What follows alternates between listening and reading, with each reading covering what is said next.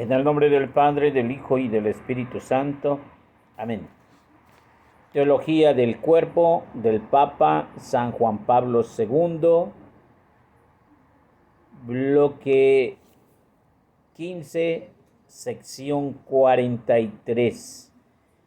El adulterio y la concupiscencia de la mirada.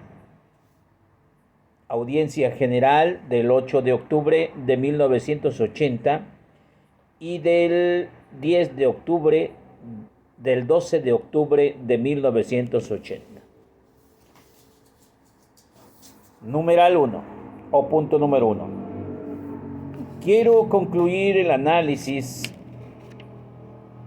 de las palabras que pronunció Cristo en el Sermón de la Montaña sobre el adulterio y sobre la concupiscencia, y en particular que se define específicamente a la concupiscencia de la mirada como adulterio cometido en el corazón. Hemos constatado que dichas palabras se entienden ordinariamente como deseo de la mujer del otro según el espíritu del noveno mandamiento del Decálogo. Parece que esta interpretación más restrictiva debe de ser ampliada a la luz del contexto global.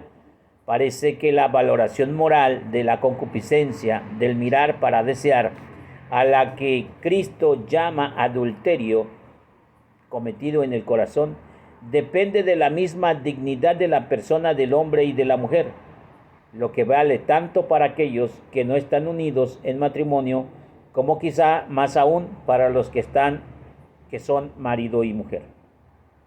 Punto número 2.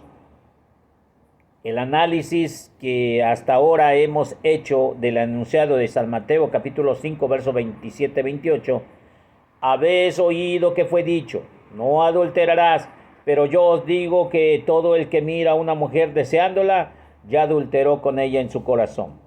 Indica la necesidad de ampliar y sobre todo de profundizar la interpretación presentada anteriormente respecto al sentido ético que contiene este enunciado.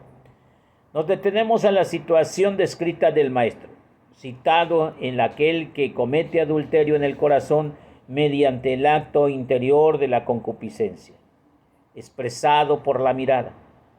Es el hombre que resulta significativo que Cristo, al hablar del objeto de este acto, subraya que es la mujer del otro, o la mujer que no es la propia esposa, sino que dice generalmente la mujer. El adulterio cometido con el corazón no se circunscribe a los límites de la relación interpersonal.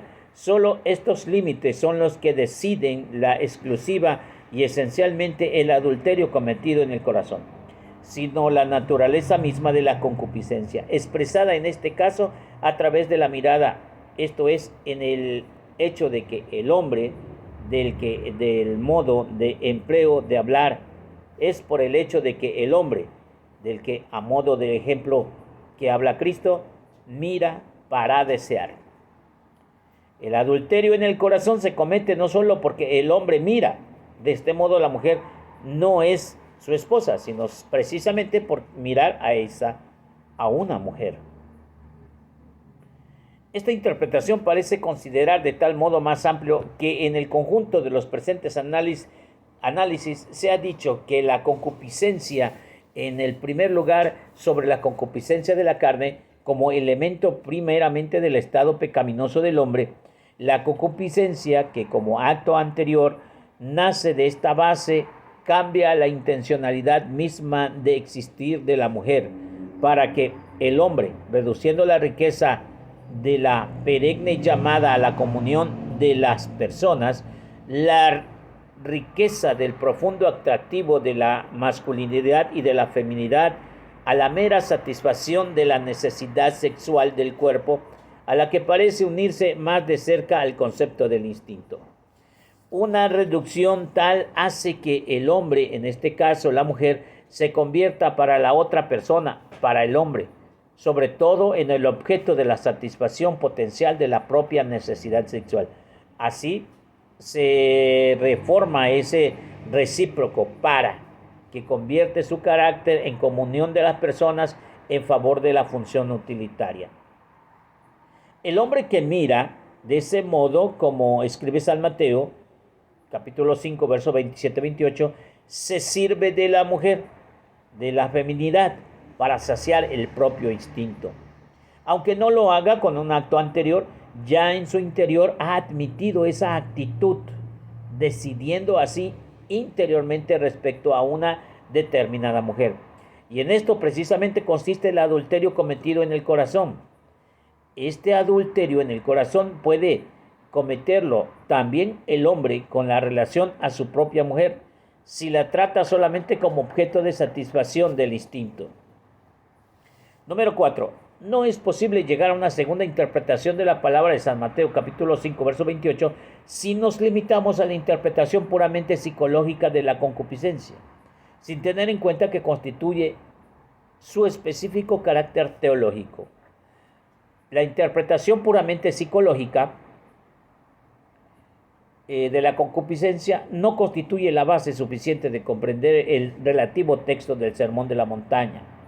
En cambio, si nos referimos a la interpretación teológica, ella, esto es, la segunda interpretación, la teológica, que nos presenta como más completa y en efecto, gracias a ella, resulta más claro también el significado ético del enunciado clave del Sermón de la Montaña, al que nos da adecuada dimensión del ethos del Evangelio. Número 5. Al delinear una dimensión, Cristo permanece fiel a la ley. No penséis que he venido a abrogar la ley y a los profetas. No he venido a abrogarla, sino a consumarla, dice capítulo 5 de San Mateo, verso 17. Y en consecuencia demuestra nuestra necesidad que tenemos en descender en esa profundidad. Cuando necesitamos descubrir a fondo la interioridad del corazón humano, a fin de que este corazón pueda llegar a ser un lugar de conocimiento y de cumplimiento de la ley.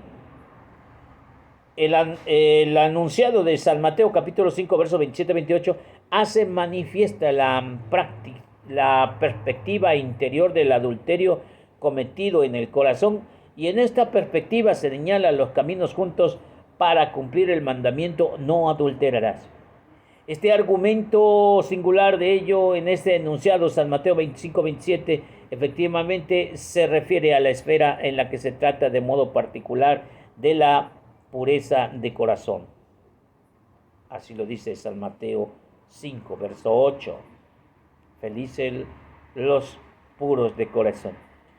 Tenemos ocasión de considerar cómo el mandamiento no adulterarás, al cual en un modo en que se expresa en cuanto al contenido, esa prohibición invoca severa como el mandamiento no desearás la mujer de tu prójimo, marcado en Éxodo 20:17, y cumple precisamente mediante la pureza de corazón. Cristo enseña que el mandamiento se cumple a través de la pureza de corazón, en lo cual no amplía el hombre, sino a un precio de firmeza de la relación en todo lo que tiene su origen y la concupiscencia que contiene. Adquiere la pureza de corazón quien sabe elegir coherentemente a su corazón y a su cuerpo. Punto número 6. El mandamiento no adulterarás se encuentra una justa motivación en la indisolubilidad del matrimonio, en el que el hombre y la mujer, en virtud del originario designio del Creador, se unen de modo que los dos se convierten en una sola carne. Génesis capítulo 2, verso 24. El adulterio contrasta por su esencia con esta unidad, en el sentido de que esta unidad corresponde a la dignidad de las personas. Cristo confirma que es el significado esencial ético del mandamiento, tiende a consolidarlo en la misma profundidad de la persona humana. La dimensión del ethos está unida a la revelación de la profundidad que se llama el corazón, y con su liberación de concupiscencia, de modo que este corazón pueda resplandecer más plenamente en el hombre, varón y mujer, en toda la verdad del recíproco para. Liberado de la constricción y de la disminución del espíritu que lleva consigo la concupiscencia de la carne, el ser humano, varón y mujer, se encuentra recíprocamente en la libertad del don que es la condición de toda convivencia en la libertad, y en particular de la libertad del recíproco donarse, puesto que ambos, marido y mujer, deben formar la unidad sacramental querida por el mismo Creador, como dice Génesis 2:24.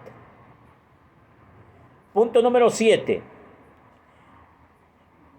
Como es evidente, la exigencia de que en el Sermón de la Montaña propone Cristo a todos los oyentes actuales y potenciales, pertenece al espacio interior en que el hombre, precisamente en el que escucha, debe descubrir de nuevo la plenitud perdida en la humanidad y quererla superar. Esa plenitud en la relación recíproca de las personas, del hombre y de la mujer, el maestro la reivindica en San Mateo capítulo 5, versos 27-28, pensando sobre todo en la disolubilidad del matrimonio, pero también ante toda forma de convivencia de los hombres y de las mujeres, de esa convivencia que constituye la pura y sencilla trama de la existencia. La vida humana, por naturaleza, es coeducativa y su dignidad, su equilibrio dependen en cada momento de la historia y por cada punto de longitud y latitud geográfica de quien será para él y para ella. La palabra de Cristo que pronunció en el Sermón de la Montaña tiene indudablemente un alcance universal y tal vez profundo. Solo así se puede ser entendida en la boca de aquel que está hasta ahora en el fondo conocía solamente en el hombre había, como dice Juan 2:25, y que al mismo tiempo lleva en sí el misterio de la redención del cuerpo, como dirá San Pablo. Debemos de tener la severidad de estas palabras, o más bien tener confianza en su contenido salvífico, en su potencia. En este caso, el análisis realizado de las palabras pronunciadas por Cristo en el Sermón de la Montaña abre camino a ulteriores relaciones indispensables para tener una plena conciencia del hombre histórico y sobre todo en el hombre contemporáneo en la conciencia de su corazón. Punto final. Vamos a meditar un poquito y llevamos buen rato tratando de descubrir cómo es el pecado por deseo. Pecado del corazón. Alguien puede decir, no lo hice, pensé robar un banco y no lo hice. Entonces no es pecado. Fue apenas una tentación. Y entonces la tentación no es pecado, todavía no se ejecuta. Es una invitación a pecar. Meditando esto, en cierto grado, esas definiciones tienen algo de cierto. Y no queremos profundizar en lo psicológico, como dice San Juan Pablo II, pero sí es necesario ir viendo que es un proceso. El pecado mismo es un proceso. Una cosa es mirar a una mujer o mirar a un hombre sin ninguna intención de nada y ver más bien en el corazón de aquella persona a Cristo vivo, el Señor, como hermano y maestro nuestro. Y como dice San Pablo, llorar con Él, reír con Él. Aquella persona que el ente es recíproco a ti y por lo tanto no te va, ni te viene, ni te afecta en lo más mínimo. Pienso que así debería ser todo. Pero empieza a subir un poquito la escalera. Paso número 1. Esa persona, por su trato, por su calidad humana, por sus características fisiológicas y espirituales, te atraen. Ya empieza la química, la atracción, como dos imanes que se atraen. Una fuerza desconocida, invisible, que te invita a permanecer junto a aquella persona y empieza algo que podemos llamar, pues, química o atracción. Hasta ese punto se puede considerar normal. ¿Por qué? Porque como seres humanos tenemos una media naranja, otro yo, o algo que te atrae. No sé si es protocolo, yo no sé si sea una especie de formulario, etiqueta, fetichismo, es algo que está en tu mente y te atrae cierto tipo de persona. Hasta ahí es una química inorgánica, una química que no te preocupa y que no pasa a ningún detalle. Hasta ahí todavía no es pecado. Y empieza ahora la tentación. Como tercer escaloncito, la tentación. La tentación es una invitación a pecar. ¿Y si yo le digo algo? ¿Y si le canto un tiro? ¿Y si me dice que sí? Hasta ahí, si tú estás soltero no hay problema. Pero si tú estás casado ya hay un problemita ahí. Ya hay un problemita. Si tú estás casado y aquella persona está soltera, por eso dice aquí en uno de los numerales que leemos, no dice que la mujer de otra persona, simplemente con la mujer. Aquel que ve con malos ojos, no dice la mujer de otra persona, no, dice aquel que ve con malos ojos a una mujer. ¿Por qué lo dice? Porque a lo mejor se estaba usando esa forma tan asquerosa en que miran los hombres a la mujer y de Jesús les para los tacos. Aquel que mira con malos ojos a la mujer ya cometió pecado, ya adulteró con ella en su corazón. Por eso es necesario ir descubriendo como estos pasitos. Una tentación entonces todavía no se llega a pecado, pero ya es un pensamiento acá. Ya lo traes ese pensamiento. Y si yo le dijera algo, y da la casualidad y que tú, entre tu nerviosismo y tu ánimo, y yo quiero ser más allá de un amigo. Y si le canto un tiro, ¿qué me va a pasar? Supongamos que te rechazó. No pasó nada. Te pusieron los pies en la tierra. No pasó nada. Te recortaron las alitas. Hasta ahí no pasa nada.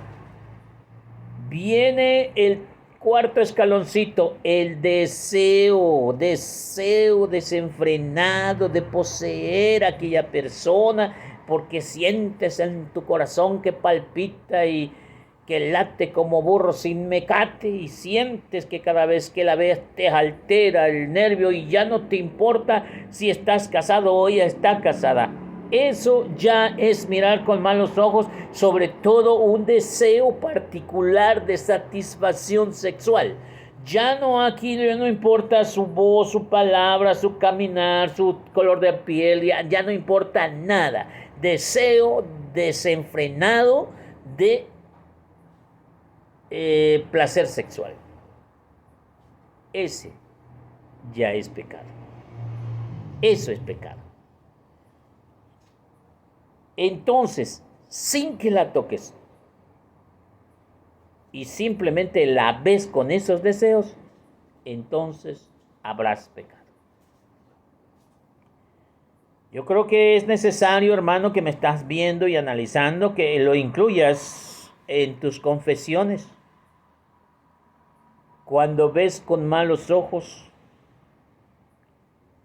porque parece que es algo normal, pero es un pecador frustrado. Y que el sacerdote por apresurado te diga no pasa nada. Sí pasa. Ahí está sucediendo algo. Un maniático sexual que reprimido, que tarde o temprano va a saltar. es necesario que nosotros tengamos pues presente. Dice que se logra con la pureza de corazón. La pureza de corazón es este sentimiento puro y sano.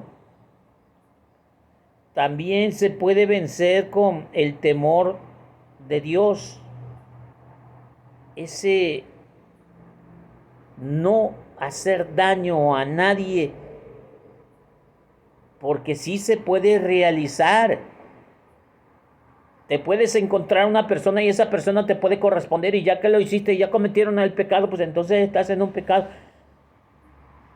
Claro, pero también no puede corresponderte. Y el hecho de que tú estés pensando ya insistentemente ya es parte de un pecado incontrolable. Es necesario entonces, dice en el punto 4, la interpretación puramente psicológica de las concupiscencias no constituye una base suficiente para comprender el relativo del sermón de la montaña. En el sermón de la montaña se habla todas cosas claras de cómo es este sentir. Ahora, cuando tú fallas, eso ya lo hemos dicho, cuando tú fallas, le fallas a Dios. Tú tienes una esposa, y si tienes una esposa no tienes por qué andar viendo a la otra. Decíamos que es como cuando tú vas al súper y cuando estás soltero vas solito con tu carrito y le puedes echar lo que quieras. Me refiero a que las cosas que a ti te gustan, me gusta el deporte, me gusta esto, me gusta lo otro. En cuanto a la mujer, me gustan las altas y las chaparteras, solteras y viudas y divorciaditas, pero no porque te las vas a echar al plato, simplemente están dentro de tu perfil. Soltero con soltero no indica que no sea pecado. Eso se llama fornicar. Es que se está utilizando. Hoy puede decir alguno, pues yo no me caso, ya que ella no está casada. Ciertamente tiene alguien que le ande dando cariñito, pero yo también le puedo dar. Y entonces, esa actitud tan necia de la juventud, donde no hay compromiso en una relación, hace mucho más fácil el pecado de concupiscencia y el pecado de corazón, lo que hemos estado viendo. Porque ninguno de los dos tiene compromiso. Ciertamente eso no es adulterio. Eso se llama fornicación. Hacer mal uso de tu sexualidad. Porque de antemano la sexualidad es para la reproducción, no es para placer sexual. Dios quiso que hubiera un poquito de placer porque es misericordioso. Pero en ese poquito el hombre se enfoca a la pasión, al desenfreno, y ya no importa si se ve como deseo aquella persona, como objeto, ya no importa si eres objeto. Ahí tenemos a la sugar daddy. Sugar daddy es aquella persona que le da dinero a la muchacha para satisfacción sexual, y pues lógicamente no combina, no va. Una muchacha de 20, 25 años con un señor de 80 años, pues eso no es planeación familiar, no están planeando nada, simplemente están siendo objetos uno del otro. El hombre busca placer sexual y libidinoso en sus osadías y tantas porquerías que tiene en mente, y la muchachita pues a través de ello solamente quiere pues dinero. En tu momento tú pudiste elegir. Ahora que estás casado, ya no se vale mirar al carrito de la otra persona. Ahora eres tú con tu esposa y la bendición del Señor. A Jesús por María, Ave María.